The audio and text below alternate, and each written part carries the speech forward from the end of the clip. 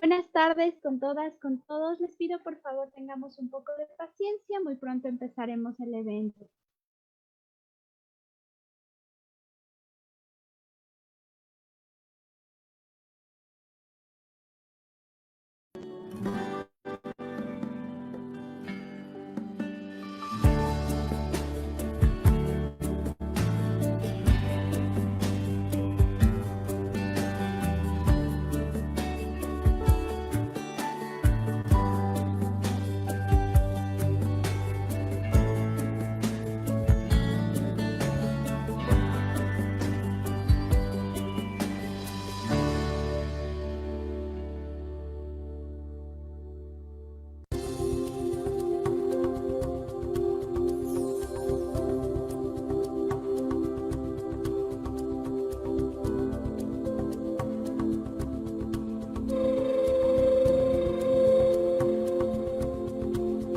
Buenas tardes, compañeros, compañeras.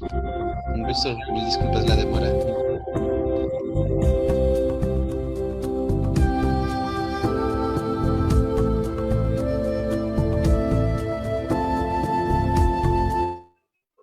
Buenas tardes, Vicky. Buenas tardes con todas, con todos. Les pido esperemos unos momentos para dar inicio. Daré la bienvenida a este evento y podemos empezar. Muchas gracias.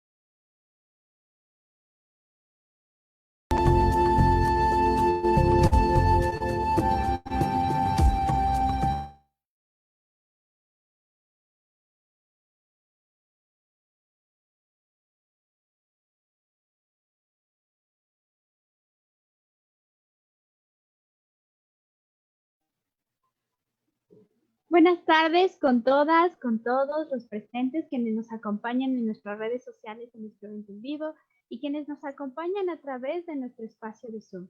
El día de hoy, el Instituto de Investigación en Igualdad de Género y Derechos y el Laboratorio de Medios y Reflexiones y Análisis de Contenido Comunicacional del Instituto de Género les agradece su encuentro y su participación. Bienvenidos al primer encuentro de reflexión sobre periodismo y derechos humanos, la digitalización de la información y la política. El día de hoy, en nuestro primer día de encuentro, vamos a debatir sobre el derecho a decidir, qué ha pensado la LOEI, el lenguaje, el derecho y el discurso. Es un placer para mí presentar a nuestros moderadores y moderadoras del día de hoy, Mariana Alviar y Ladir Jacome, miembros investigadores del Laboratorio de Medios del Instituto de Género. Muchísimas gracias, Mariana, Ladir, este espacio es suyo. Bienvenidas, bienvenidos. Buenas tardes, Majito. Muchas gracias por el espacio, Ladir. Buenas tardes también. Daki, Lema, muchas buenas tardes. Ana Minga, bienvenidos y buenas tardes. Muchas gracias por estar en este espacio. El Laboratorio de Medios, junto con, un proyecto que está adjunto al Instituto de Investigación en Igualdad de Género y Derechos, INIGE, de la Universidad Central, nos ha abierto este espacio interesante y necesario para discutir esta tarde y el día de mañana en estas jornadas de reflexión y de discusión sobre periodismo y derechos humanos, un poco analizando también la coyuntura nacional, identificando acontecimientos relevantes que se han dado en las últimas semanas como acontecimientos que deben ser analizados, ¿no? Acontecimientos y sucesos que de una u otra forma han abierto este espacio de discusión y por qué no la academia debe convertirse en ese espacio que promueva y que genere estos espacios de encuentro y de discusión. Un poco les explico sobre la metodología de estas mesas de discusión. Han sido pensadas en 2 días, pues tenemos 2 temas que creemos son importantes junto con el equipo de laboratorio de medios, que deben ser analizados y discutidos ante esta coyuntura, ¿no? El día de hoy tenemos la mesa número 1, que un poco abordará o discutirá qué es lo que ha pasado con la Ley Orgánica de Comunicación y con la nueva propuesta de Ley de Libertad de Expresión presentada el pasado 26 de mayo por el actual presidente Guillermo Lasso. Esto un poco nos remite a este espacio de discusión o de encontrar ciertos elementos alrededor del lenguaje, el derecho y el discurso que se presentan en el actual ejercicio de la comunicación, del periodismo, de los periodistas, ¿no? A través de acontecimientos que son necesarios analizar. Un poco también discutir el lenguaje o entender cómo esta práctica del lenguaje como un modo de acción, es decir, cómo el lenguaje crea estas realidades, construye las realidades que nosotros percibimos a través de los medios de comunicación, que son reconstruidas a veces, en la mayoría de ocasiones, desde esa opinión o desde esa perspectiva que plantean los medios de comunicación, ¿no? Y que esto no es ajeno también a espacios de poder y a discursos de poder que buscan legitimarse. La segunda mesa que se presentará el día de mañana se denomina tratamiento informativo, narrativas, géneros, formatos y formación periodística. El día de mañana estarán en esta discusión Sinchi Gómez Toaza, Franz Jaramillo, con la moderación de Natalia Angulo y Saidi Almeida. La tarde de hoy, como les había dicho hace un momento, conversaremos con Daki Lema y con Ana Minga, junto a la moderación de Ladir Jacome y mi persona Mariana Alvear. Los participantes tendrán alrededor de entre 15 a máximo 20 minutos para presentarnos un poco la propuesta de conversación que han traído, que han preparado para esta tarde. Luego de eso pasaremos a revisar preguntas que nos expongan las personas que están acompañándonos en el evento y también unas preguntas que hemos preparado tanto Ladir como yo para amenizar o para poner, para generar discusión y debate, ¿sí? Bien, entonces la jornada está pensada en alrededor de unos 100 minutos en total, entre 90 y 100 minutos más o menos durará el evento. Así es que agradecemos permanezcan conectadas y conectados y quienes nos estén siguiendo a través de Facebook Live, puedan compartir el enlace del evento y que la discusión pueda ampliarse. Paso a presentar a Daki Lema. Él es candidato a PhD por la Universidad Carlos III de Madrid, España. Tiene un MA en Derechos Humanos y Gobierno a multinivel para la Universidad de Padua, Italia. Un BA en Relaciones Internacionales por la Universidad de Perugia, Italia. Es docente de la Escuela de Jurisprudencia en la Pontificia Universidad Católica del Ecuador, sede Ibarra. Es investigador en CEDUX, Derechos Humanos y Control Social y miembro integrante del Grupo de Investigación en Metodologías para la Enseñanza de Idioma Quichua como un aporte a la cultura. Además, es promotor de la página académica Quichua y activista por los derechos de los pueblos indígenas. Buenas tardes, Daki. Ali Punchaguta Charipashunchi, Gulpi Mashigukuna, un buen día para todos y todas, amigos, amigas, público en general. Para mí es un gusto poder estar aquí compartiendo algunas reflexiones. Muchas gracias, Daki. Nuestra siguiente invitada es Ana Minga. Ella es comunicadora social por la Universidad Central del Ecuador. Ha ejercido su profesión en prensa, escrita y televisiva en medios nacionales como Ecuavisa, Gamavisión, RTS, así como en diarios del Comercio, Diario Hoy, Telégrafo y Expreso. Así también en medios internacionales. Su especialidad es el periodismo de investigación y el fact-checking. Además, Ana... Además de su profesión, Ana es escritora, tiene una maestría en estudios de la cultura y una especialidad en perfilación y comportamiento criminal. Ana actualmente es catedrática universitaria e integrante del organismo de seguridad. Buenas tardes, Ana, y bienvenida. Gracias por invitarme y por compartir este espacio y a los años. Para mí es muy reconfortante, emocionante regresar a las aulas que que me dieron esta profesión, ¿no? Muchas gracias, Ana. Bien, escuchemos entonces a Daki. Esta tarde él nos ha traído un tema bastante interesante que gira alrededor de la práctica comunitaria, es decir, cómo la comunicación se desarrolla en el ámbito comunitario, y nos ha traído también un par de experiencias para compartirlas de esta tarde. Entonces, Daki, escuchamos lo que nos tiene que comentar esta tarde. Muchas gracias, Mariana. En relación a la temática planteada, me parece fundamental recoger, como mencionado, algunas experiencias, algunas consideraciones en relación a la formulación de una narrativa, ¿no? Porque en realidad, si nosotros vemos en nuestros procesos históricos, una narrativa que identifica a los pueblos y nacionalidades como una categoría tal vez extraña a la civilización ha siempre existido.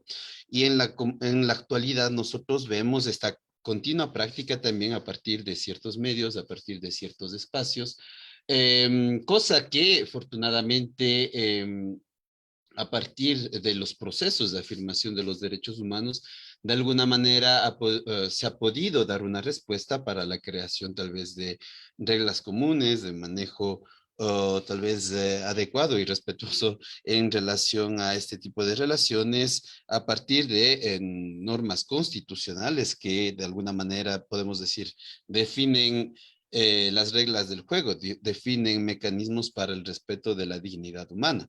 Entonces, en mi consideración, es interesante entender cómo esta formulación de narrativas efectivamente tienen una incidencia en nuestro cotidiano, tienen una incidencia en nuestras formas de decidir, de ver, de entender, comprender al otro, y todo esto se plantea efectivamente a partir de la Ley Orgánica de Comunicación también, se plantea a partir de la Constitución y responde también a demandas que ya desde el ámbito internacional se ha logrado plantear, como a partir de la adopción del convenio 169 de la OIT, que establece efectivamente algunos criterios y parámetros para la aplicación de políticas públicas en el ámbito de pueblos y nacionalidades.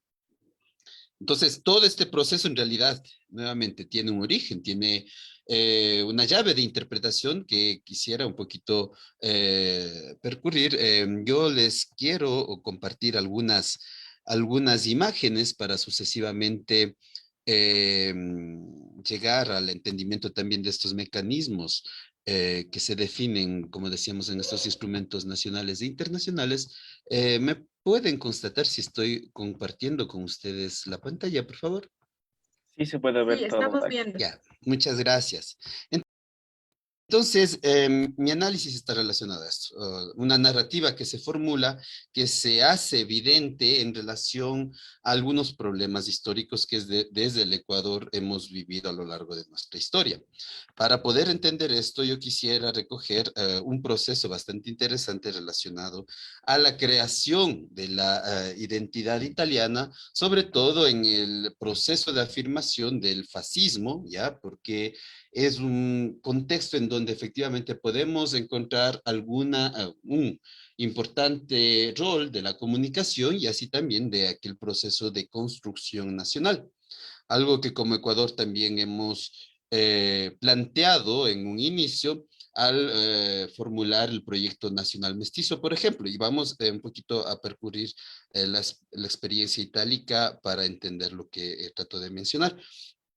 En Italia, principalmente lo que sucede es que a partir del inicio de 900 se instaura un proyecto político bastante articulado que hace énfasis en la idea de la nación, es decir, una unidad histórica, cultural, lingüística uniforme dentro de un determinado territorio. El nazismo y el fascismo recogen esta idea, pero en realidad el proceso que lleva a la formulación de esta idea viene un poquito más antes, en la era napoleónica, en donde a través de la educación, a través de la estructura del Estado, se formula la idea de a un Estado, una nación. Eso viene recogido por parte de estos teoréticos del fascismo. Entre ellos recordemos, por ejemplo, D'Annunzio, que es un poeta literario bastante interesante que va formulando elementos que construyen esta identidad colectiva. Imaginemos en el fascismo el saluto romano que ellos llaman, es decir, este gesto de alzar la mano para saludar. Un gesto que los romanos no usaban, pero que los fascistas inventan en realidad, hacen propio como forma de construcción nacional. Dicen una vez construida Italia toca hacer los italianos y es eso de lo que se encarga este proceso del fascismo. Podemos ver en la imagen una idea que hace uso de un ligado histórico, específicamente relacionado a la herencia romana, greco-romana en realidad, hasta el punto de coger, ¿no?, el nombre de fascismo en relación al fascio pretorio, o un símbolo de la antigua Roma bastante importante. Esto, entonces, para identificar este primer proceso de comunicación, este proceso de consolidación de una narrativa. Sucesivamente, pero se va instaurando también el concepto de raza. Nosotros en la actualidad, bueno, podemos constatar que las razas no existen desde un punto de vista, desde el estudio genético, en realidad, el concepto de raza no tiene sustento científico. Y es efectivamente en virtud de toda esta misticidad que se genera en torno al concepto de raza que el fascismo adopta inclusive aquellas leyes fascistísimas que van a diferenciar los derechos de los individuos en base a esta componente fisiosomática, hasta a ciertos rasgos que entrarían en el concepto de raza.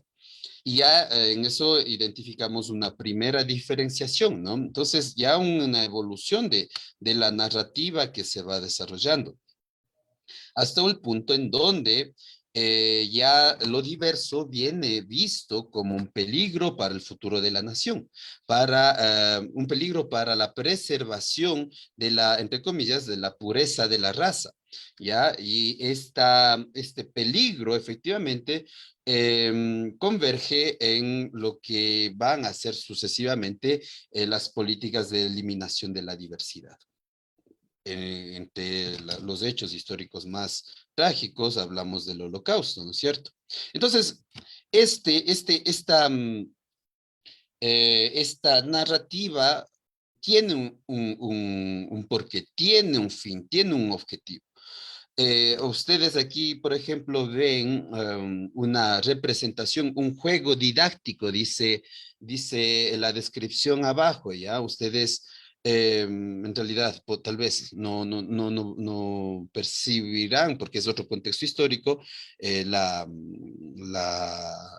connotación racista de esto. Dice, arriba dice, el hebreo chema non si vede, o sea, trovar el judeo. Dice, el judío, el hebreo no se ve, pero está ahí, juega a encontrar el judeo.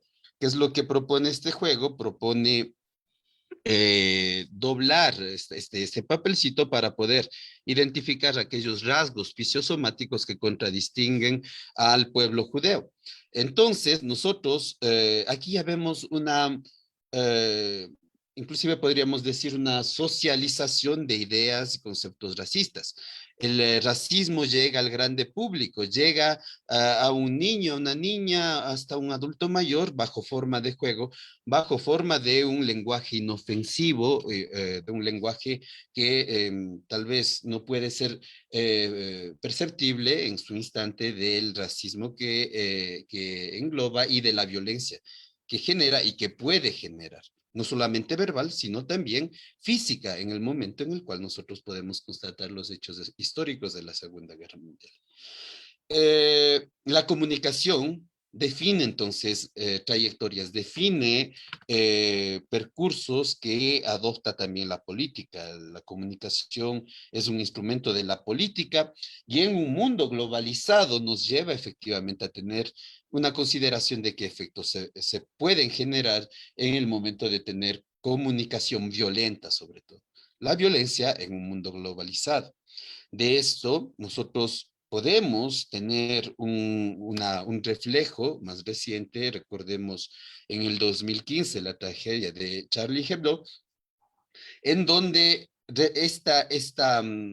estas figuras satíricas en realidad recogen una problemática más importante que está relacionada a la guerra en Medio Oriente, al racismo y a la discriminación hacia el mundo islámico, hacia un sector específico de la población, el cual viene identificado en toda la violencia que efectivamente fue recogida y que venía recogida en las publicaciones de Charlie Hebdo, hasta el punto de suscitar y de generar un ambiente que lleva como consecuencia también, obviamente sin justificar este tipo de violencias, pero que nutre un ambiente de violencia general en donde se deja mano libre también al terrorismo. La comunicación lleva entonces también a actos concretos. ¿Cuál es la situación del Ecuador? Y en este sentido, ya un poquito acercándonos a nuestro tema de análisis, considerar lo que está pasando.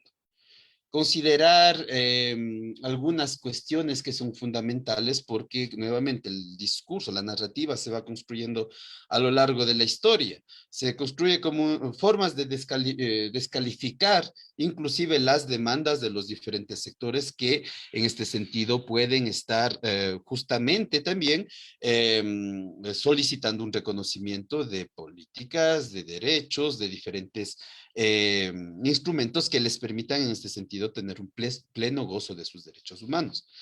Es bastante particular en realidad esta sátira que se realiza a partir de demandas legítimas. Recordemos el estallido del 2019 como un momento histórico de nuestra historia nacional que en realidad tiene precedentes más amplios, más consistentes, más violentos a lo largo de la historia. Estamos hablando de pueblos que por la discriminación histórica, estamos hablando de pueblos que por la violencia histórica que se ha vivido hacia ellos en la actualidad encuentran problemas sociales, económicos, culturales que pretenden entonces una demanda por parte de un Estado que nuevamente históricamente ha sido sordo frente a estas demandas y que continúa a ser sordo frente a estas demandas.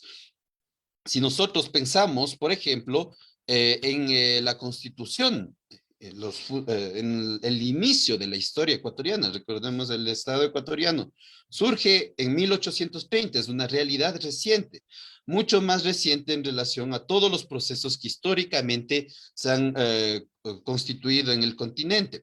Y estos procesos, en realidad, ya desde estos espacios de encuentro, desde estos primeros procesos de colonización, vienen a ser negados. Lo diferente, lo diverso, viene a ser negado ya a partir del 1492 con un objetivo preciso, y es principalmente no reconocer la titularidad de derechos de los pueblos y nacionalidades que vivían, que existían en estos territorios.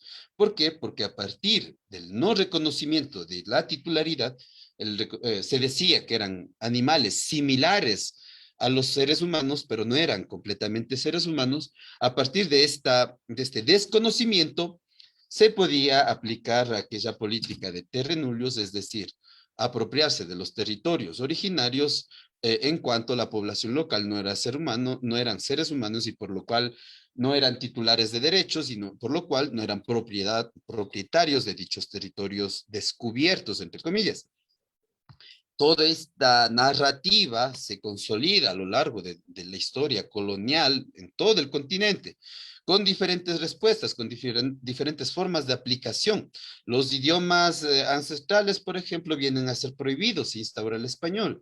Las cosmovisiones, las historias, las instituciones de los pueblos y nacionalidades vienen a ser desconocidos, y en ese sentido existen diferentes formas de colonización, entre ellas, imaginemos en nuestro contexto, la homologación de las culturas, es decir, los pueblos originarios tienen que aprender la cultura nacional, tienen que aprender a ser civilizados. Entre los resultados más trágicos podemos ver, por ejemplo, en Canadá, el descubrimiento de cementerios, de fosas comunes de niños y niñas que pretendían ser civilizados en estas escuelas de formación hacia la ciudadanía canadiense, ¿no? En el caso del Ecuador, efectivamente un proceso muy parecido. Se menciona en el artículo 68 de 1830, nos dice: este Congreso Constituyente nombra a los venerables curas, párrocos, por tutores y padres naturales de los indígenas, excitando su ministerio de caridad en favor de esta clase inocente, abyecta y miserable. Un lenguaje muy violento, un lenguaje que ya a nivel constitucional plantea esa narrativa que desde la colonización se va formulando y que efectivamente, como podemos ver también en la actualidad, se reproduce bajo forma de racismo. Les llamo un poquito la atención, por ejemplo, en relación a la segunda imagen, en donde se representa a Jaime Vargas y por otro lado el Ecuador.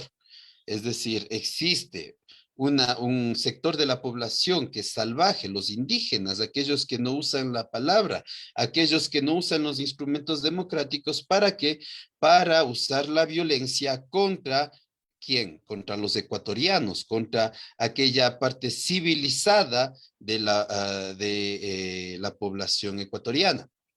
Obviamente un discurso bastante cuestionable, puesto que todos estos procesos de protesta en realidad más que nada representan la ineficacia de llevar procesos democráticos y de instaurar un diálogo constructivo que en realidad ya se solicitaba desde antes, con anterioridad, pero que al no encontrar interlocutores llega y explota en este tipo de circunstancias. Entonces el diálogo no solamente se construye, sino o se participa, se produce sobre todo en calidad de ecuatoriano, se produce una directa convergencia también de participación. De hecho, el problema que en el 2008 se plantea es efectivamente definir estos canales de diálogo, estos canales de construcción de una identidad nacional, pero que no sea más desfavorable para las diversidades que existen en nuestro país, o sea, los pueblos y nacionalidades, y en ese ambiente surge la interculturalidad. La interculturalidad como un principio fundamental de la construcción del Estado plurinacional. Es decir, el posicionamiento del Estado, y atención, estamos hablando del Estado, no de los gobiernos. Los gobiernos pasan, el Estado se mantiene, el Estado tiene una vida más larga. El Estado se nutre de aspiraciones comunes que en ese sentido, a través de la acción política, pueden generar esos resultados. Entonces, lo que se plantea es efectivamente un proyecto nacional para consolidar el Estado plurinacional, más allá entonces de aquellas aspiraciones de los gobiernos de turno. La interculturalidad, tal vez sintetizada a partir de esta mención del Wittgenstein, que nos dice: los límites de mi lenguaje son los límites de mi mundo. O sea, estamos hablando de que un proceso de comunicación en realidad es, al menos adentro del contexto de interculturalidad, no conlleva solamente el intercambio tal vez de información básica. Imaginemos, la interculturalidad en nuestra actualidad viene vista solamente como el reconocimiento de las danzas, de la música, de las tradiciones de los pueblos indígenas, una visión folclorista que no reconoce, por un lado, su autodeterminación, que no reconoce su capacidad, su derecho a generar conocimiento, producción cultural en diferentes ámbitos y en diferentes formas. Justo con anterioridad hablaba de justicia indígena con un colega y me decía: pero si ustedes comienzan a adoptar nuevos instrumentos al momento de realizar justicia indígena, no se desvirtúa su tradición y sus principios. Y digo, no, o sea, nosotros estamos en el derecho de responder a problemáticas que nos atañen en la actualidad con instrumentos que consideremos como pertinentes, como adecuados para resolver ese tipo de problemas. Y en el ámbito de la comunicación, efectivamente es lo que se ha estado haciendo. es decir, el uso de la tecnología, de los instrumentos de comunicación para responder a necesidades que como pueblos y nacionalidades tenemos. Imaginemos el fortalecimiento de los idiomas ancestrales, el fortalecimiento de nuestro tejido social comunitario, que en la actualidad por los contextos de globalización efectivamente poco a poco se van deteriorando. Entonces la comunicación tiene un rol, tiene una función y se plantea sobre todo al momento de definir también en la Ley Orgánica de Comunicación los titulares de este derecho a las colectividades, a los pueblos y nacionalidades. Esto tiene una respuesta que es identificable por un lado en los tratados internacionales. Se define también en relación a necesidades que a partir del concepto y la lucha internacional a lo que es la problemática de la discriminación racial se va configurando, como por ejemplo en la Convención Internacional sobre la Eliminación de todas formas de discriminación racial de 1965, que entra en vigor en 1969, pero en donde se establece ya un primer criterio para representar, o diríamos, para consolidar un respeto a la dignidad humana, es decir, el concepto de la expresión discriminación racial.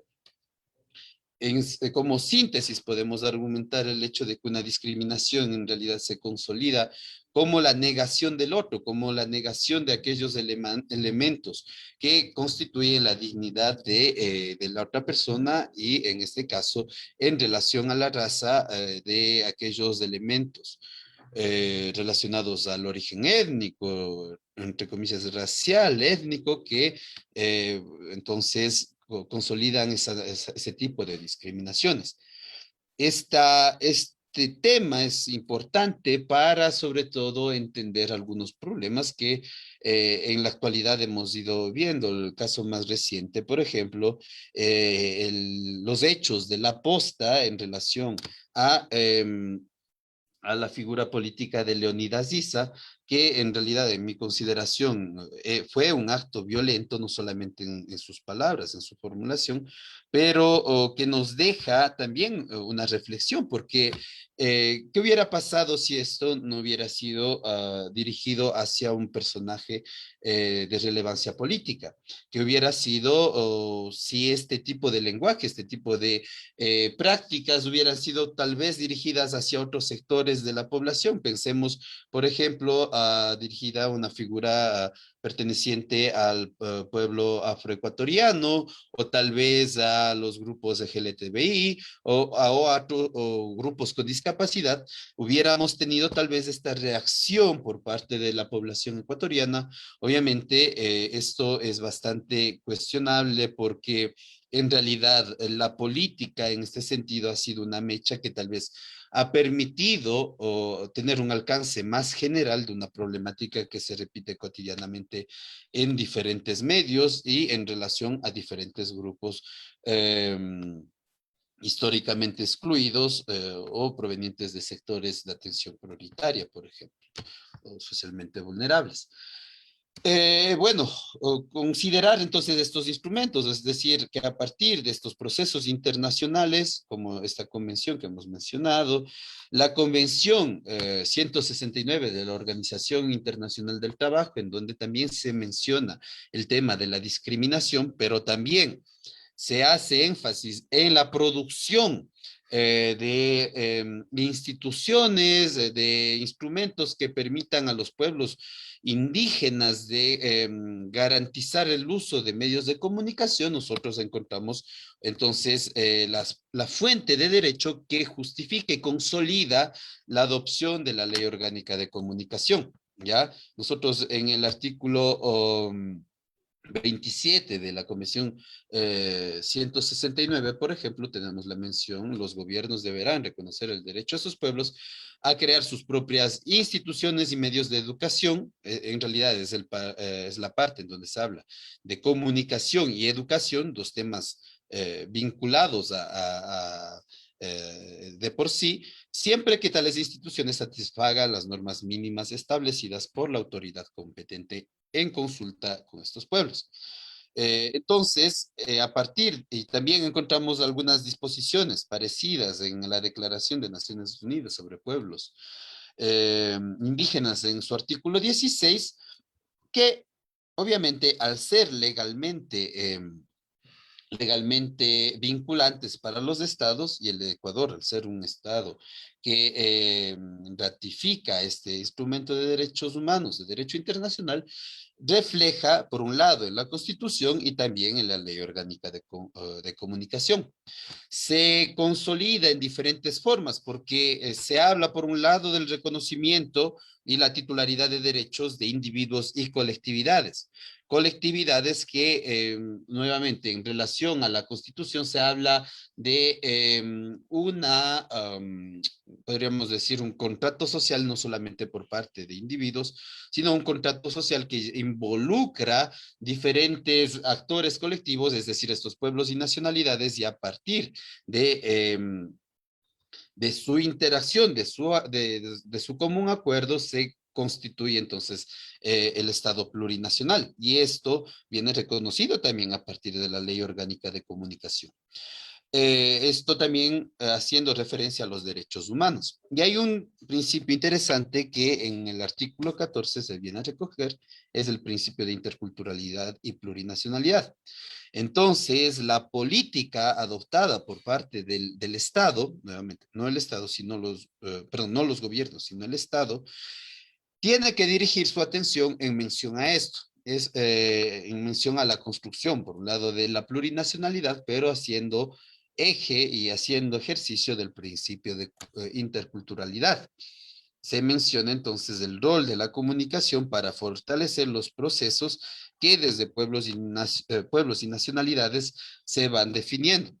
Eso también a partir del uso de un instrumento muy interesante que es, perdón, no sé si, no, me parece que no, o, bueno, quería mencionar en realidad el uso de acciones afirmativas, es decir, la aplicación de política pública en el ámbito de la comunicación, específicamente dirigida para facilitar estos instrumentos a pueblos y nacionalidades.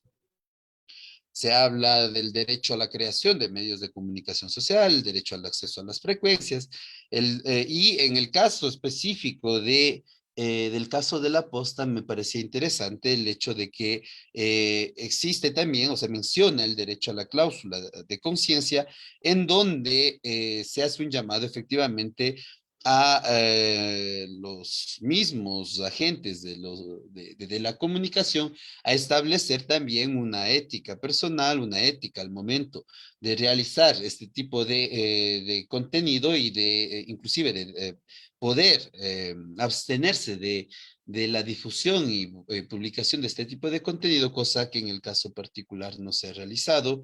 Y bueno, un poco analizando esta situación, yo creo que en realidad aquí la pregunta también es si ese hecho pertenece efectivamente al periodismo o si no, o tal vez pertenece al ámbito del entretenimiento que podría, en ese sentido, llamarnos a considerar qué tipo de productos, por un lado, consumimos, pero que hace énfasis también en el rol que los recursos públicos efectivamente deben generar.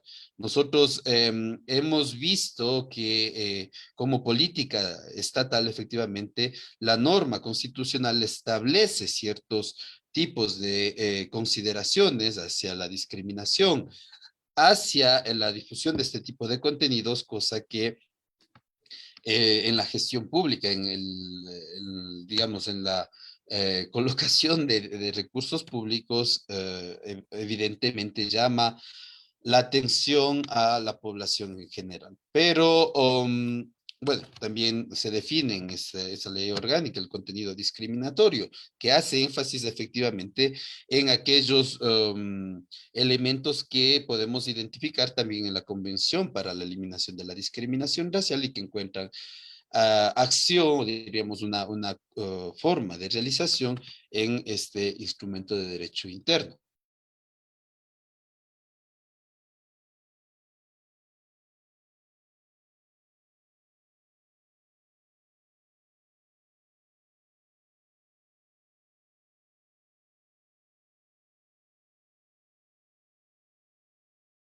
eh, identificar un instrumento que permita a todos los ciudadanos tener información objetiva, de calidad, pertinente, en virtud también de la construcción de ciudadanía, de una...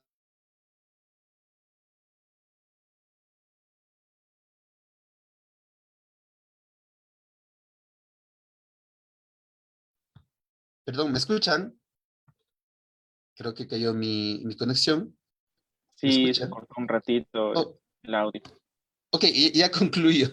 Perdón. Entonces, el rol del servicio público como, y en ese sentido, de la comunicación, siendo un servicio público, para consolidar procesos democráticos, procesos participativos, procesos de consolidación de estos derechos humanos también, entre los cuales encontramos la libertad de expresión. Que atención, eh, estamos hablando, cuando hablamos de libertad de expresión, también hablamos de la diferenciación de la violencia, o sea, el lenguaje comunicativo no debe, al menos en el servicio público, recoger con prácticas violentas en el lenguaje. Eso en cuanto estamos hablando de un espacio de condivisión común. En las palabras de Richard Langer, perdón, de Alexander Langer, de hecho les mencionaba, nos dice, en una sociedad en donde todo se ha hecho un producto de consumo y en donde el dinero puede comprar y hacer estar mejor a las personas, es necesario restablecer lo gratuito. O sea, que se puede usar, pero no comprar. Algo que se puede usar, pero no comprar.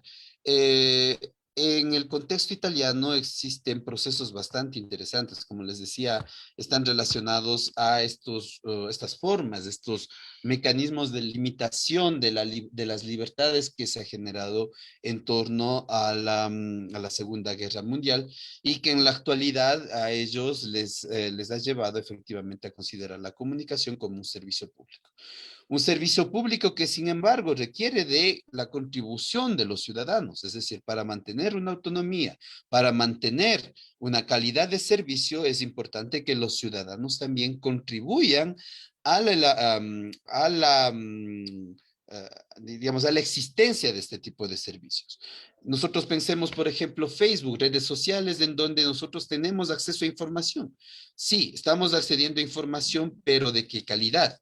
Obviamente nosotros estamos pagando esa información bajo otras formas, prestando nuestros datos personales, nuestros gustos, nuestras tendencias y efectivamente lo que estamos consumiendo muchas veces inclusive es peligroso.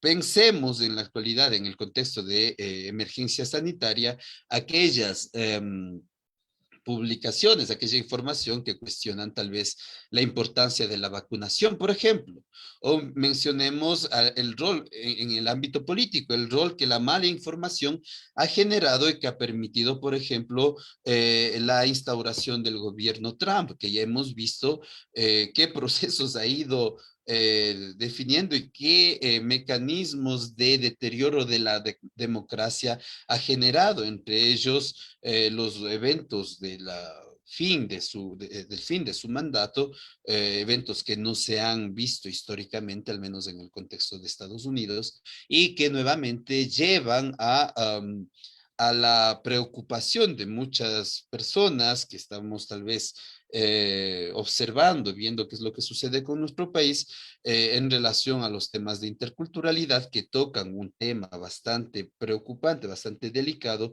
que es el racismo y del cual el servicio público tiene que asumir, por un lado, las consecuencias al momento de publicar este tipo de contenido y por otro lado, la proyección hacia la construcción de sociedades que tengan nuevamente como elemento importante la interculturalidad. Bueno, con esto concluyo mi intervención. Muchas gracias por el espacio.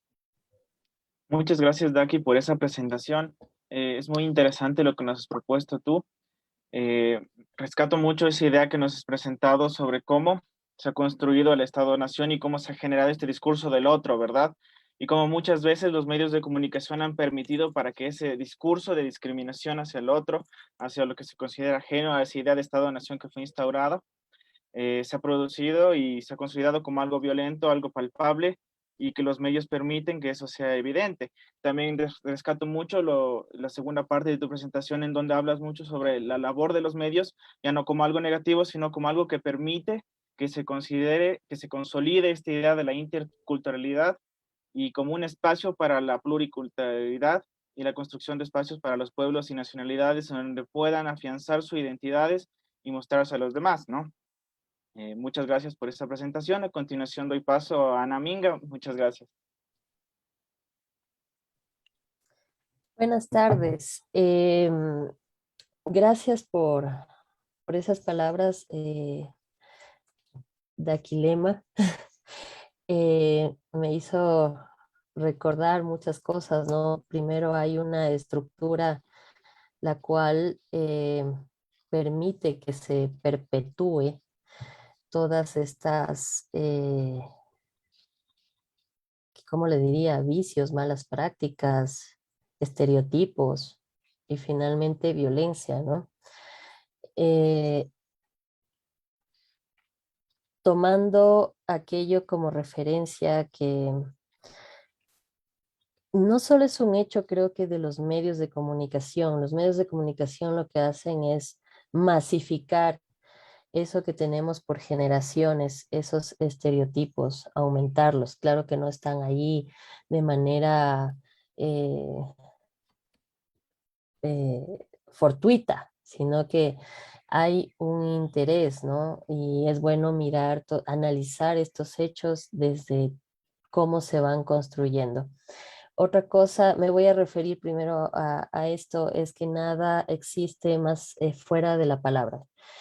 Para que algo exista hay que nombrarlo y siempre hay unas construcciones, todo es una construcción. Y justamente para luchar sobre estas construcciones sociales, comunicacionales, es un trabajo bastante amplio y generacional. Apunto esto para decir, yo me voy a referir sobre ciertos puntos de la ley de comunicación para decir que el ambiente, ese escenario de la comunicación, al menos en el Ecuador, es en todo el mundo que hay problemas con este tema de la comunicación y con el ejercicio periodístico. Pero al menos en el Ecuador, el ambiente de la comunicación es un tanto oscuro, es un tanto gris donde falta hacer un trabajo justamente para que estos grupos que son vulnerables, que están en el papel, que constan en un papel, que tienen acceso a muchas cosas y que están en el derecho y lo ponen como un favor, ¿no? Eh, tengan un real acceso y ahí me incluyo, tengamos un real acceso, porque la ley de comunicación en sí no es ni buena ni mala, ya voy a decir por qué estoy diciendo no es ni buena ni mala, sino que la ley de comunicación propuesta por el régimen pasado tampoco incluía en la realidad todos los grupos vulnerables, ¿sí? No incluía.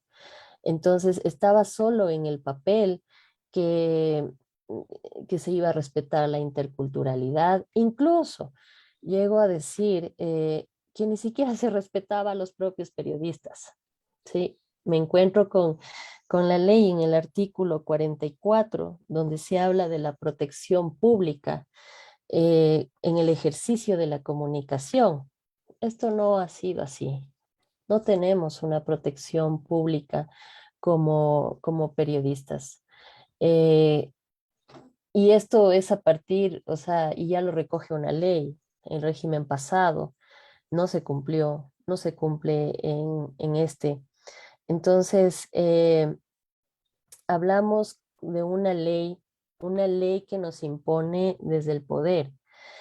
Si bien fue construida por personas entendidas, catedráticos, personas entendidas en comunicación, y también fue construida por asambleístas, también por sociedad civil. Sin embargo, el cuerpo de la ley ha sido para favorecer, y también está escrita, creo yo, para favorecer al poder, no para favorecer ni siquiera al periodista. Si revisamos la ley como está hasta ahora, es una ley que demanda o sea, al periodista que haga muchas cosas. Pero, ¿y quién se ocupa del periodista, de la protección de salarios dignos, de un ambiente adecuado? Entonces, por ejemplo, en la ley se habla de libertad de expresión, una libertad de expresión que no puede ser restringida. La libertad de expresión es inherente a todos los seres humanos. En el momento en que ya ejercemos una profesión, ya estamos haciendo una comunicación, un ejercicio, un oficio de la comunicación. Y ahí, pues como todo oficio, todo medio y toda persona tiene su interés. Entonces va a tener, va a ser direccionada de alguna manera. ¿Esto es bueno o malo? No, no es ni bueno ni malo porque todos tenemos un interés. El ser humano se maneja así. Ahora, si es que la información que yo voy a dar, siempre hay que marcar como unos controles, si no aquí sería, no podríamos sobrevivir. Si yo la información la voy a dar a la sociedad, es a la sociedad a la que me debo. Los medios de comunicación son para informar a la sociedad. Entonces yo no puedo mentirle, estoy hablando, voy a hablar, mi intervención va a ser desde mi experiencia como periodista y desde mi experiencia de lo que he pasado. Entonces yo no le voy a, y de lo que creo, no voy a darle una información que sea perjudicial para la sociedad. Ahora, ¿quién decide quién es perjudicial y no? Volvemos otra vez al poder. Eh, porque esa es la realidad, ¿sí? Eh, entonces, cuando hacemos este ejercicio de que si nos debemos a la sociedad, vamos a ser más responsables, no solo como periodistas, no solo como comunicadores, sino como todo sujeto social. También hay otro tema que quiero referirme, es a la cláusula de conciencia y reserva de las fuentes. Este tema está siendo analizado ahora en asamblea y se pide la derogación. Bueno, se pide una derogación de varios artículos desde el 1 hasta el 91. Se pide la derogación de estos artículos. Aquí en la cláusula de conciencia y reserva de la fuente, como periodista digo que derogar esto es muy bueno porque nosotros en el ejercicio del periodismo tenemos fuentes a las que proteger, fuentes de las que nos valemos para para transmitir información. Ahora, si es que se da una situación de peligro, estas fuentes deben ser reveladas, pero por medio ya de un proceso judicial y dependiendo del contexto. Pero sin embargo, esa es una de las cosas que puede proteger el trabajo del periodista, el que el periodista pueda proteger a la fuente, porque recordemos que no estamos en sociedades transparentes ni honestas, y la situación se complica siempre en el ejercicio del periodismo. Hay fuentes que quieren decir las cosas, pero les da miedo y obviamente, porque ni el periodista ni el medio de comunicación va a protegerlas, mucho menos el Estado y mucho menos si es que hay alguien del poder vinculado al tema que se investiga. También tenemos la el respeto a las comunicaciones personales. Aquí quiero unir el tema de la ley de comunicación anterior y también de las comunicaciones personales versus a los funcionarios públicos. Se ha hecho una ley, la ley pasada, donde la ley en sí no está mal, pero fue utilizada por funcionarios públicos para perseguir a todo aquel que le diga, le conteste algo. Fue así. Se persiguió con esa ley por decir que con pretexto de que era linchamiento mediático el que un periodista o algún medio de comunicación se refiera a un tema. Entonces, la ley en sí como tal no está ni buena ni mala, es de quien la toma para ejecutar un poder. Y los funcionarios públicos son los que mal utilizaron esta ley. ¿Por qué uno con la protección de las comunicaciones? Todo funcionario público que ejerce ese cargo en algún momento debe estar consciente de que se debe a la sociedad y parte de la sociedad son los periodistas y los medios de comunicación. Cuando uno se le pregunta algo a un funcionario público, no le contesta al periodista, le contesta a un grupo de gente que quiere saber qué es lo que opina o sencillamente el funcionario público tiene el deber de, de hablar sobre, por ejemplo, si le dicen, si a usted como ministro de Energía manejó, voy a inventar, 3 millones de dólares solo en este proyecto, ¿qué hizo con ese dinero? Y el ministro dice, usted me está insinuando que me lo robé y esto es linchamiento mediático.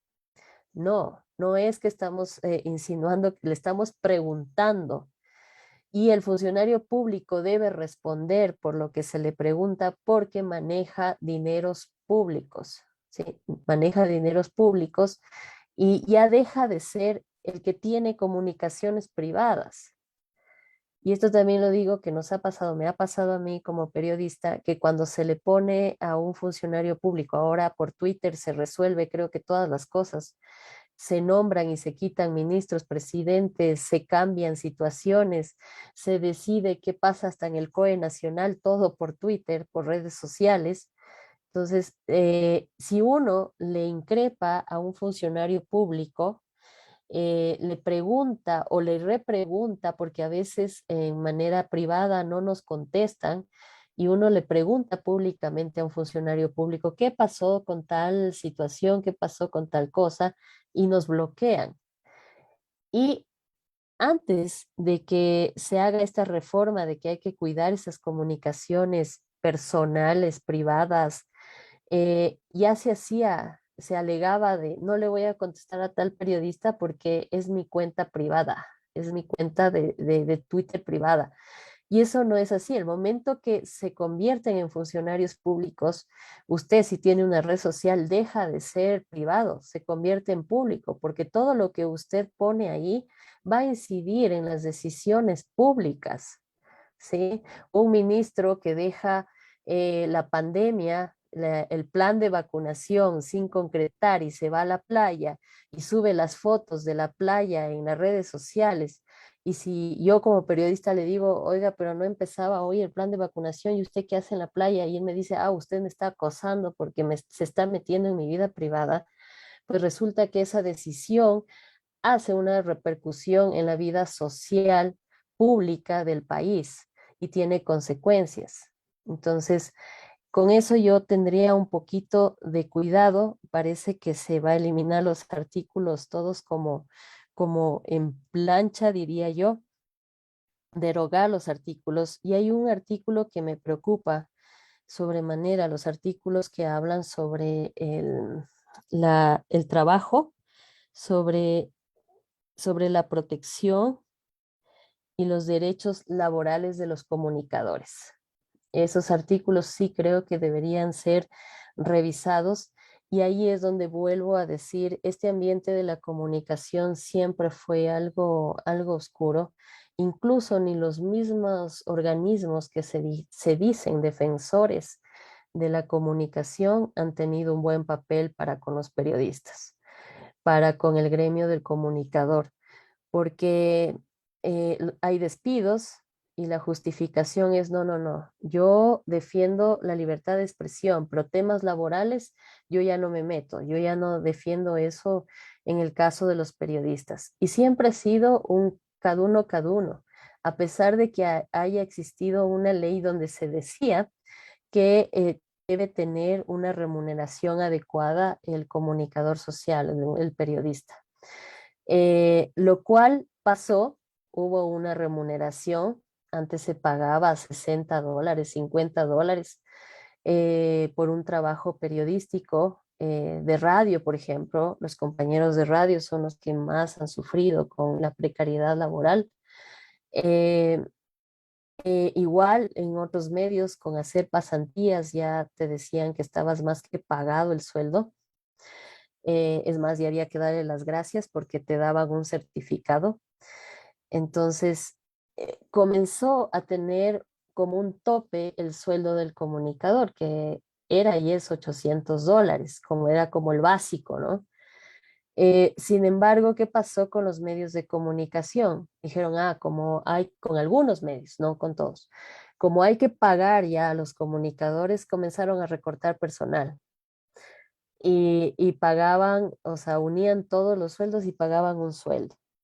Entonces, por eso digo, a pesar de que exista una ley, a pesar de que haya una ley, es bien escabroso este tema de la comunicación en el Ecuador en varios sentidos y hay mucho trabajo que hacer, porque hay gremios, hay sindicatos, pero ninguno mira el tema laboral. El tema de la protección. En la ley del correísmo se dice que cada medio de comunicación debe tener, debe proteger a sus trabajadores. Ya lo dijeron y fue como terminar ahí el trabajito, ¿no? O sea, ya lo pusieron en papel y ellos ya cumplieron con eso. Sin embargo, nunca hubo un seguimiento si es que existe tal protección, lo cual, les cuento, la protección en un medio de comunicación se limita a, si vas a hacer coberturas, por ejemplo, de manifestaciones, tengo un casco y, y una mascarilla protegido, ¿sí? Esa es la protección. Mientras tanto, pongo como ejemplo lo que es protección de periodistas en otros países o en otras agencias. Ejemplo, la agencia F. La agencia F lo que hace es hacer una inspección del lugar a donde va a mandar al periodista, hace una inspección con informantes, no manda al mismo periodista, anda a mirar qué está pasando ahí, manda informantes para que pasen un informe de cómo está el lugar y si el lugar es seguro para enviar a su equipo periodístico. Y si el informe es que el lugar no es seguro, no lo envían. Esa es la protección.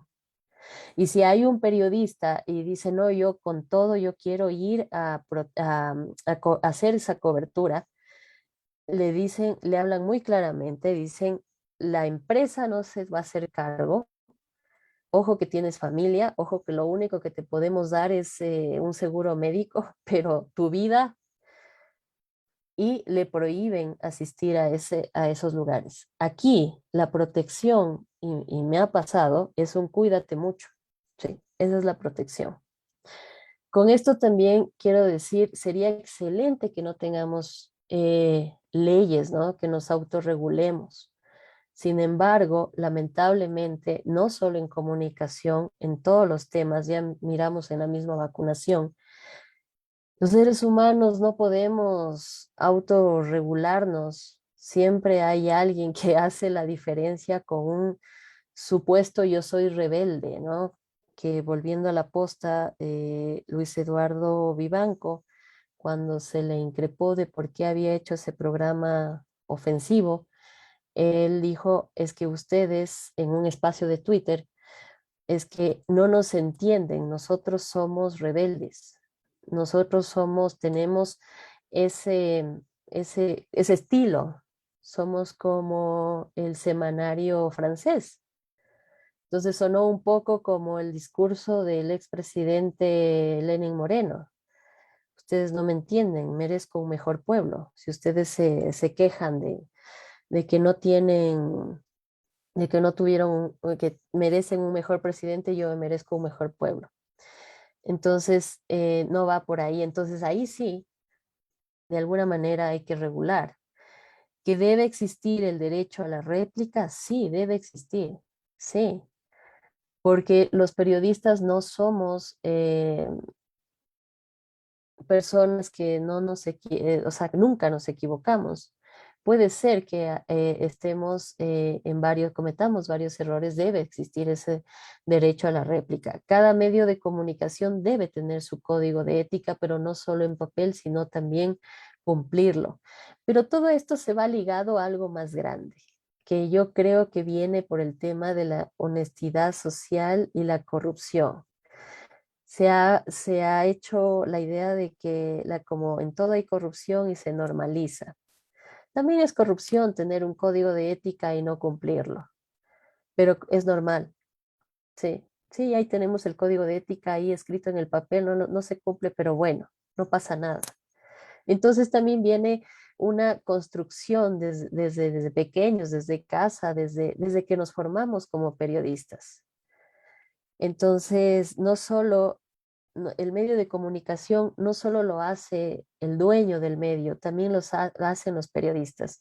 Y en este trabajo yo sí creo fielmente, como en el trabajo de los médicos, que uno se va forjando un nombre. Y la gente no es tonta, te va conociendo.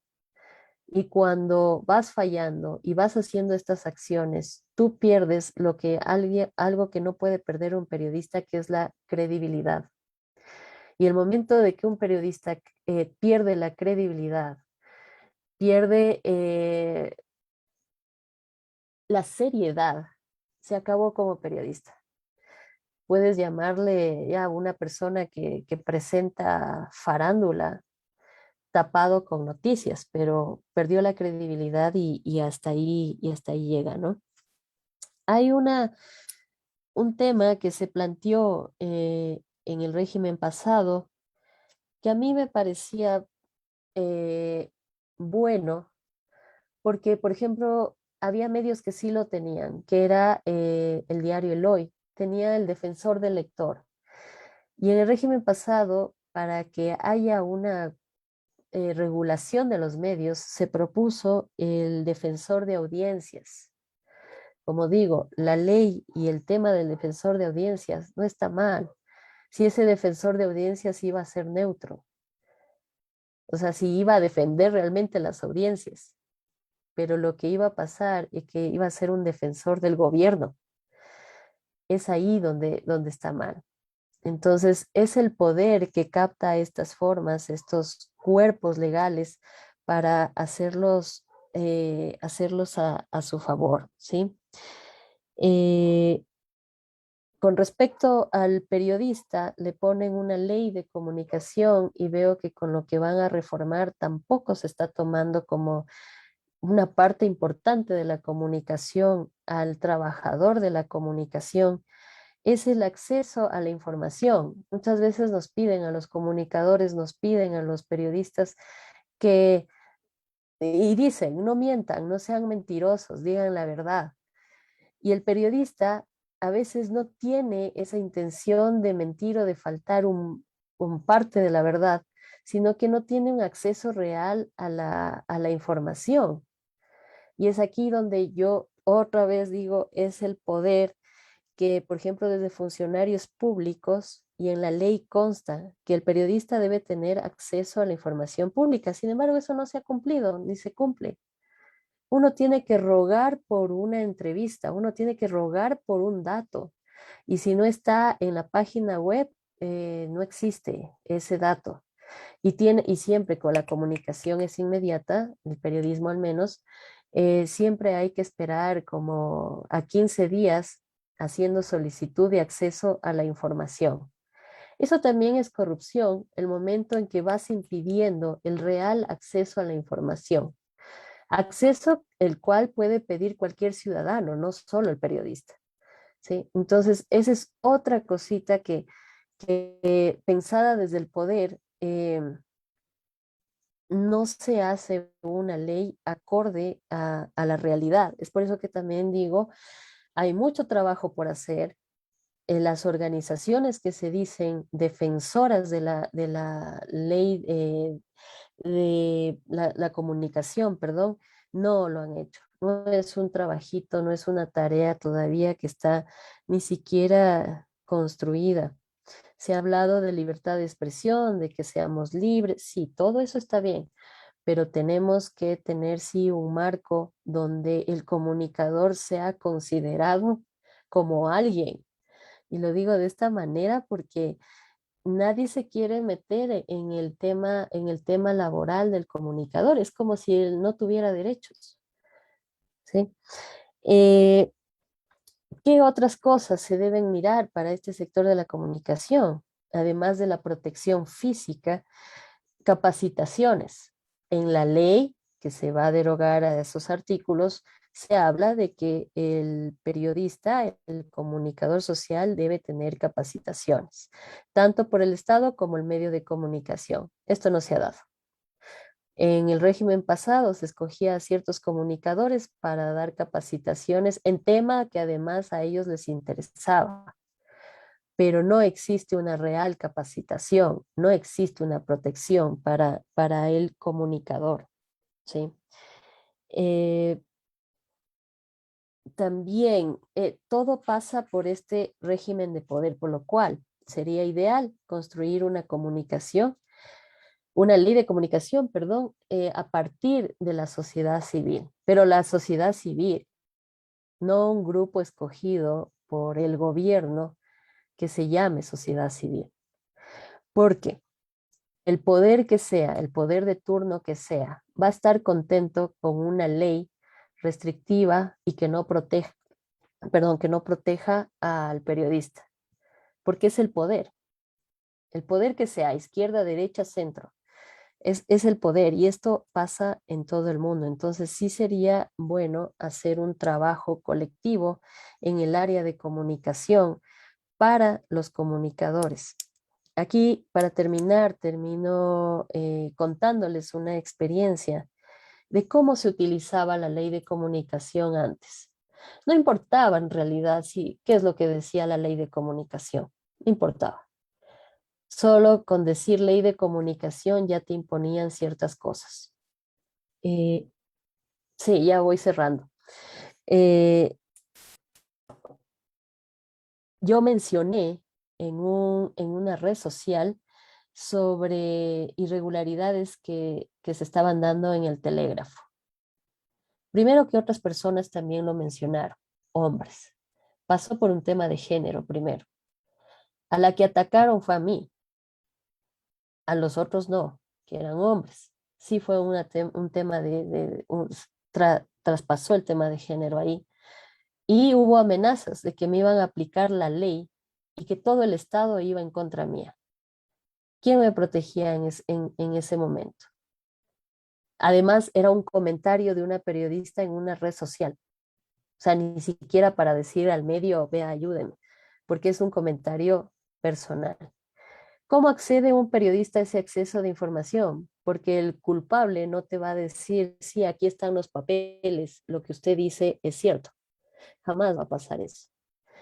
Aquí deben intervenir los organismos de control para que hagan investigación. Al menos eso debe decir una ley. Eso debe decir una ley. Proteger ese trabajo, un real trabajo del comunicador, proteger ese real trabajo del comunicador. Porque el trabajo del comunicador no es ir y entrar al fuego. Para eso están instituciones del Estado para investigar. Ya me están pidiendo que cierre. Para cerrar finalmente, sí hubo una organización, en este caso fue Fundamedios, que fue por el tema legal que me ayudó. Sin embargo, por tema del Estado no hubo una protección a mi integridad. Y este incidente, luego, imagínense, si a mí me caían con toda la fuerza de la ley, estaría presa. Habría estado presa y luego de un tiempo habrían dicho, uy, es inocente. Pasó el tiempo y la misma Contraloría del Estado presentó 2 informes con glosa y todo, donde lo que yo decía y otras personas decían, resultó siendo cierto. Y además se me atacaba como periodista cuando fue una opinión desde como persona, desde como ciudadano. Tampoco hubo protección. ¿Sí? Hasta ahí creo que he topado algunos temas de la ley de comunicación. Para conclusión, la ley no es que esté buena ni mala, sino que es el poder quien la maneja y falta mucho trabajo por hacer en el campo de la comunicación. Si vamos a hacerla una ley de comunicación, si vamos a hablar de los periodistas, si vamos a hablar de protección, falta mucho, mucho por hacer. Gracias. Muchas gracias, Ana, por tu intervención. Ha sido bastante lúcida respecto a algunos puntos que nos has dejado claros, como por ejemplo que hay que analizar el tipo de información que se transmite a la sociedad, es decir, cómo los medios de comunicación tienen este poder, ¿no? Y ahí tú igual hacías una conexión muy interesante con que hay que discutir sobre el poder, es decir, cómo este poder realmente se expresa a través de estas, de la comunicación, del ejercicio mismo de la comunicación y de la información que se transmite. Y esto un poco para revisar ese tejido oculto a veces, ¿no? Sobre el poder de quienes están en el poder, muy aparte del gobierno de turno. Otro elemento que tú has dejado como en claro y que me parece importante de retomar es que hay que impedir, es como los medios realmente impiden el real acceso a la información. Y tú lo propones también como un acto de corrupción, ¿cierto? Y ponías el ejemplo en algún momento de tu intervención cuando los periodistas solicitan información o respuestas a los funcionarios públicos y ellos desde ese espacio de servidores públicos están en el deber de responder a los medios de comunicación, porque finalmente están respondiendo a la sociedad, ¿no? Incluso como un acto, como un ejercicio de transparencia en sus funciones.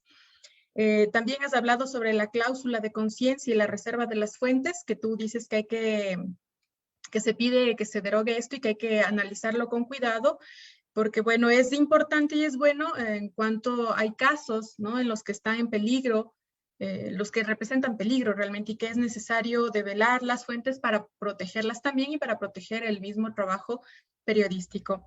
Y bueno, otra idea que me parece importante que hay que recoger también en tu exposición es que en esta derogatoria, en esta propuesta de derogatoria del gobierno de Guillermo Lasso, se deja por fuera o se trata de derogar también el artículo que habla sobre los trabajadores de la comunicación y la protección de los derechos laborales de los trabajadores de la comunicación, ¿no? Y ahí tú hacías un énfasis en cuanto al tema de salarios, a la misma protección integral de las personas que trabajan en medios de comunicación, a los trabajadores de la comunicación, y como esto en el Ecuador, aún cuando constaba en la anterior, bueno, sigue vigente la Ley Orgánica de Comunicación hasta que se apruebe su derogatoria, no ha sido cumplida tampoco, ¿no? Y esto así como una especie como de resumen, tú hablabas sobre que la ley de comunicación o una ley de comunicación no es ni buena ni mala por sí sola, sino que hay que entender estos entramados del poder que la ejecutan y que en muchas ocasiones la ejecutan en favor de estos grupos, un poco utilizando algunos términos que los había planteado Daki en su intervención anterior, algunos grupos de poder, ¿no? Algunos grupos hegemónicos que han estado, algunos grupos de élite que han estado históricamente enquistados en el poder y que son bajo estas tramas ocultas a veces quienes controlan y administran ese poder. Muchas gracias, Ana, por tu intervención. Ha sido bastante lúcida respecto a algunos puntos que son muy importantes de tomar en cuenta.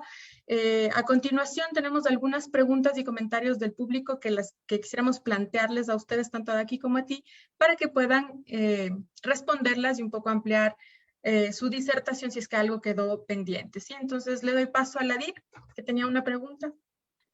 Daki, en el público preguntan, ¿cuál es el límite entre el discurso de odio y la comedia? Desde los medios, estos programas son aquellos que tienen mayor rating y por ello se sostienen. ¿Cómo proponer un límite sin increpar en el derecho de la libertad de expresión?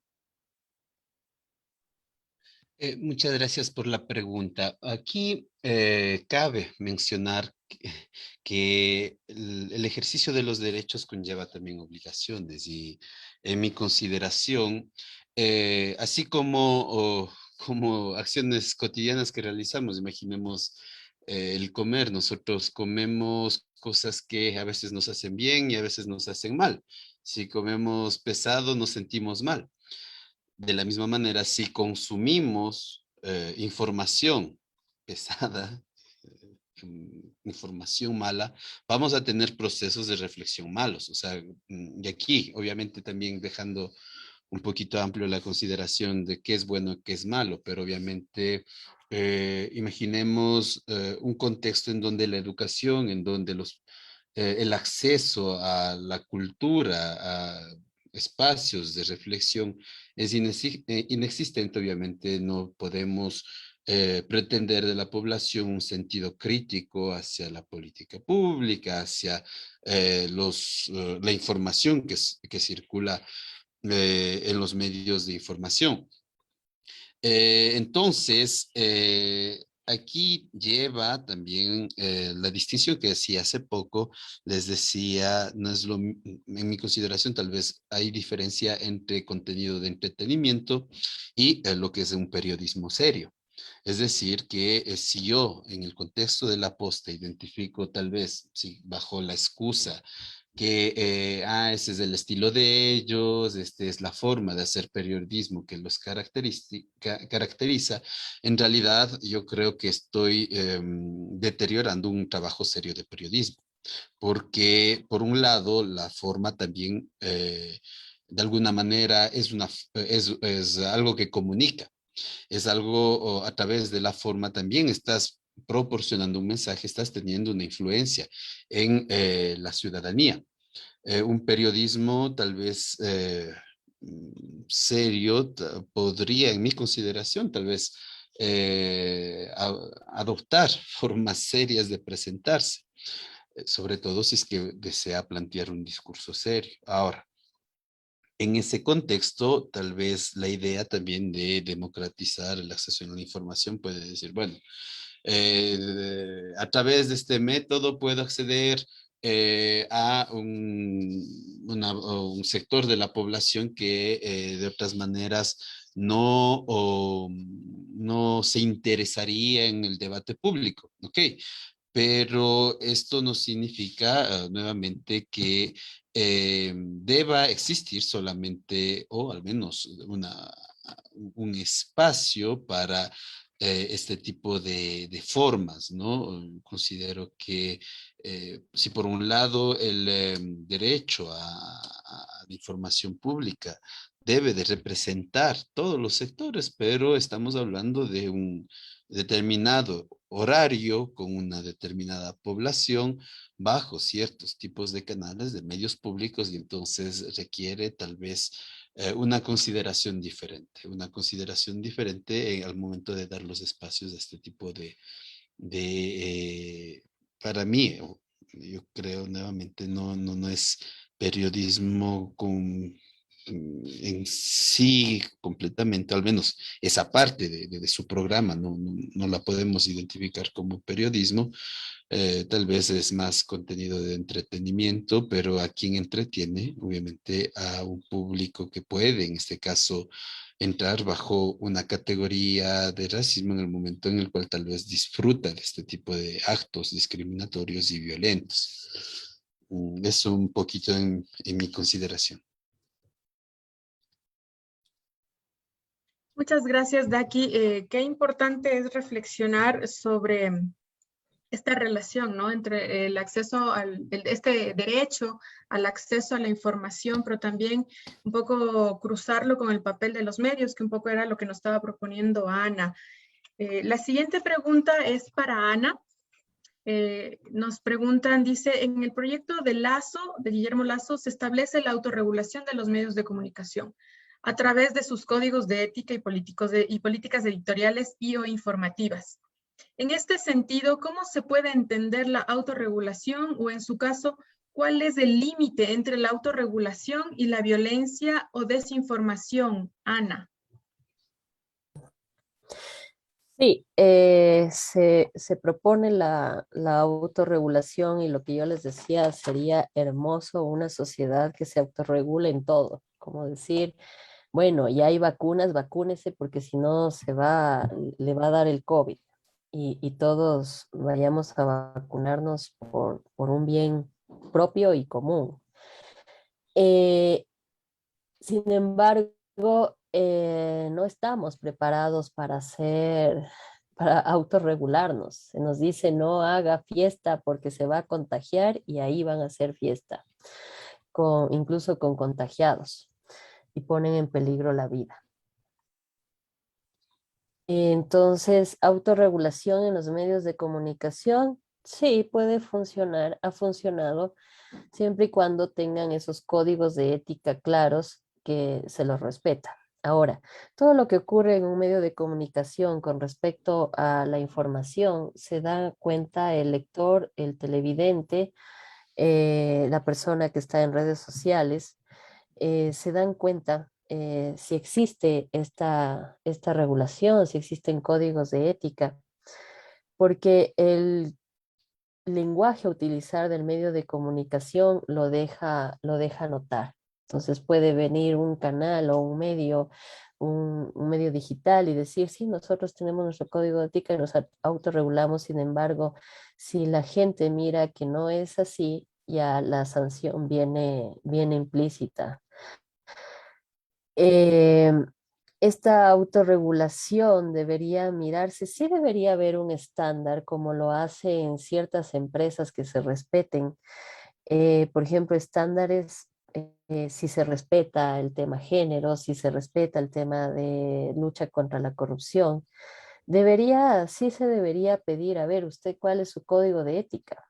Sí se debería haber una veeduría ante esto. Sí, porque ya digo, no, nosotros no nos regulamos solitos, o sea, no tenemos, lamentablemente el ser humano a nivel del mundo, no hablo solo del Ecuador, no tenemos esa capacidad todavía de diferenciar que si yo hago mal, consciente o inconscientemente, el otro puede hasta perder la vida. Em, entonces, sí sería bueno una revisión de estos códigos de ética. Ah, muy bien, medio X, usted me dice que tienen códigos de ética, muéstrenos. Hacer una veeduría y finalmente, ¿cuáles son esos códigos de ética, ¿no? Iría por ese lado. Y tomando en cuenta algo que dijo Daquilema, también hace falta en los medios de comunicación, y esto no es ninguna sanción ni ponerlos en peligro, esta transparencia. ¿Hasta dónde podemos tolerar que nos digan que cierto contenido es periodístico y en realidad sea entretenimiento? Y el entretenimiento no está mal. Lo que está mal es que sea ofensivo. Entonces, yo creo que yo diría, o sea, si me preguntan a mí, diría por lógica, o sea, por lógica debes saber que está bien y que hace daño, pero no siempre se utiliza la lógica. Y estos contenidos nos deberíamos regir que por lo que hace daño es un contenido no adecuado. Y no se necesita precisamente universidad para eso, pero si vamos a la academia, al menos a mí me asustó mucho lo que escuché de la posta, leer un poco, aunque sea unos cursitos de semiótica, que es lo que nos falta como comunicadores y como sociedad, porque todo es un símbolo y todo va creando un simbolismo y va creando realidades. A mí sí me asustó mucho en el momento en que ponen una flecha y dicen, es que él es campesino. Eso es una creación de símbolo brutal y que lo creó inmediatamente. En unos creó y en otros afloró lo que ya tenían allí de prejuicio, porque hubo mucha gente, como mucha gente que los sancionó, hubo mucha gente que los defendió. ¿Sí?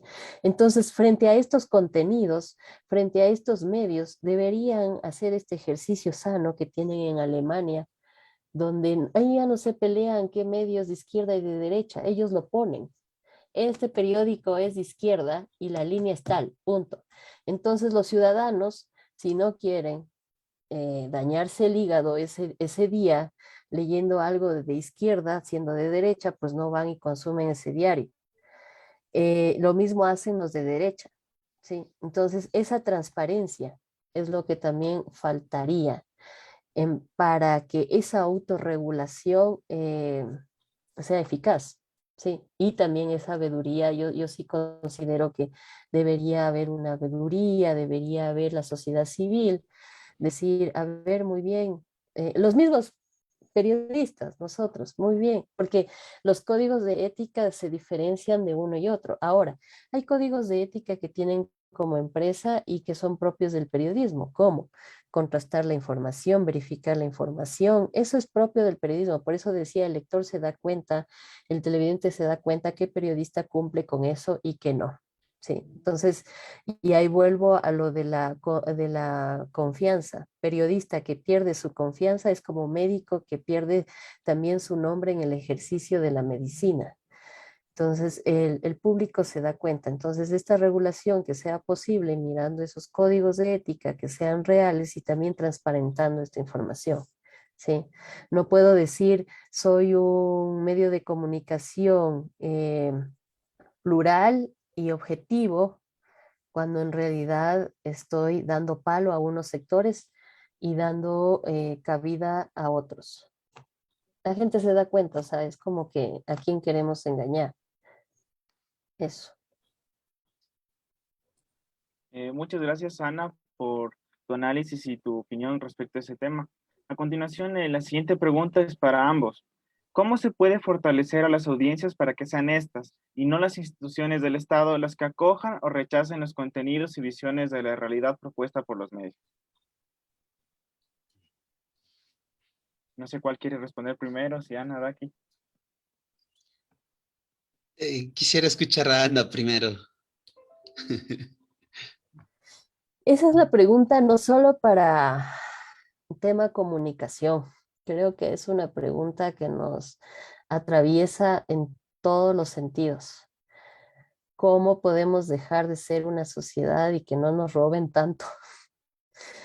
¿Cómo podemos dejar de ser una sociedad quedada cuando tenemos todas las capacidades, cuando tenemos la gente, cuando tenemos todo y sin embargo estamos siempre atrás, atrás de un líder que por lo general no es un buen líder y nos lleva, nos roba y nos lleva a la destrucción? Y se ha pensado en estrategias. La educación. La educación es una de esas estrategias, tener educación, acceder a la educación y si esta educación, porque ahí entramos también quién accede a la educación superior, es chistoso, todos tienen acceso a la educación superior. ¿Qué tipo de educación? Tienen todos acceso. ¿Una educación de calidad? ¿Todos tienen acceso? No, no todos tenemos acceso a una educación de calidad. De calidad hablo con estándares internacionales. Entonces ahí autoeducarse. ¿Qué otra herramienta? Participación ciudadana, acción ciudadana, ejercicio ciudadano. No solo ser un número más, un número de cédula más. Hay que tener acción, reunirse entre familia, entre el barrio, entre la gente. Hagamos, ¿sí? Utilizar esas herramientas que dicen que tenemos a nuestro favor para ejercer acción. Es esto, si es que, a ver, si no me dan información, ya. A ver, nos reunimos y el colectivo tal va a pedir acceso a la información a tal ministerio, a tal persona, porque nos reunimos, tenemos esa capacidad de acción, no solo quedarnos en la queja, ¿sí? El movernos. No nos dan qué institución informarnos, qué institución tiene, nos puede ayudar en el acceso a la información. Defensoría Pública, muy bien. No nos dieron pasado los 15 días la información, vamos a la Defensoría Pública. En la Defensoría nos tienen que poner un defensor público para que nos acompañe para acceder a esa información. ¿Sí? ¿Qué podemos hacer? ¿Qué puede hacer la sociedad civil? Educarse, autoeducarse, y participar, tener acción, esa voz también de reclamo con acción, ¿sí? Finalmente nos están cobrando, yo digo, cada vez que me piden la patente municipal, digo, yo no sé por qué pago la patente municipal, una para que se roben más plata y otra para que no hagan obras. y es una patente porque ya le pago yo al Estado en otros impuestos, le pago también al SRI y encima me cobran la patente municipal, o sea, literal, me pagan por respirar. Y si me pagan por respirar, yo tengo derecho, que se concientice la gente que tiene derecho a saber qué hacen con sus recursos públicos y sobre todo que se empodere en conocer que los que están en el poder son delegados, que la gente los delegó a través de un voto, ¿sí? Pero no son los dueños. Esa sería mi respuesta.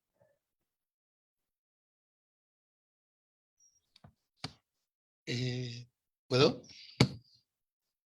Me parece muy, muy importante lo que dice Ana, porque también mencionaba hace poco, ¿no? O sea, el periodista, ¿cómo puede ser periodista si tal vez le toca limitarse en el ejercicio de su profesión a lo que es, imaginemos, la línea editorial o ciertos intereses que desde sus superiores se van definiendo, si en realidad, bueno, el ejercicio mismo de esa profesión conlleva muchas otras, muchos instrumentos, entre los cuales seguramente la libertad de expresión, pero o se genera ese vínculo de clientelismo, ¿no? Ese vínculo de que, bueno, yo digo esto, escribo esto, me pronuncio sobre estos temas porque de esta manera tal vez no me pongo en peligro, no me expongo, y me parece que es un contexto común para diferentes